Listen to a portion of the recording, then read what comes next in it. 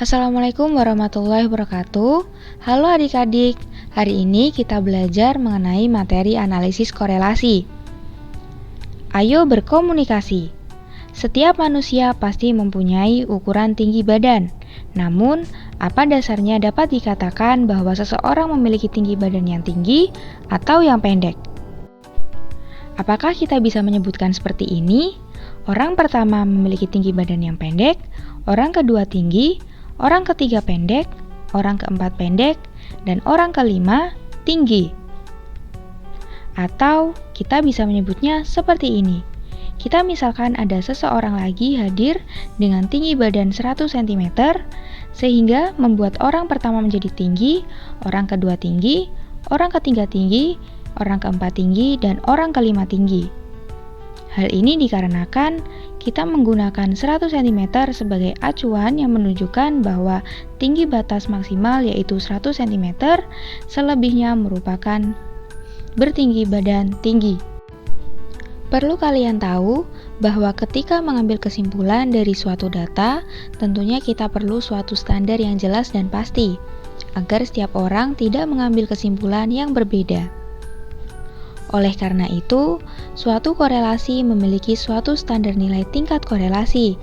Nilai ini merupakan ukuran deskriptif numerik dari korelasi yang disebut dengan koefisien korelasi.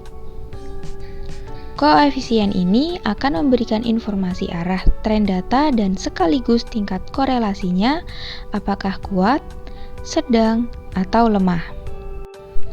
Pada diagram pencar yang sudah kita pelajari sebelumnya, garis biru menunjukkan garis regresi, sedangkan jarak antara titik data dengan garis regresi menunjukkan residu dari data tersebut. Ternyata, ada hal yang lebih tepat untuk menentukan ketepatan suatu garis. Hal ini dapat dilihat dari proporsi atau persentase dari variabel dependen yang diterangkan oleh variabel independen yang disebut sebagai koefisien determinasi. Lalu, mengapa kita masih memerlukan koefisien determinasi meskipun sudah ada konsep jumlah kuadrat residu terkecil?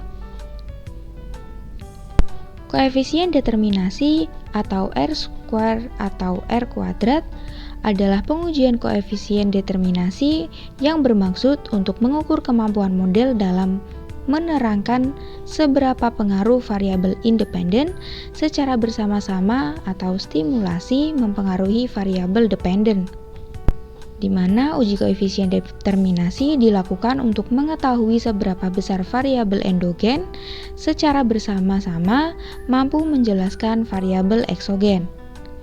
Semakin tinggi nilai R kuadrat berarti semakin baik model prediksi dari model penelitian yang diajukan.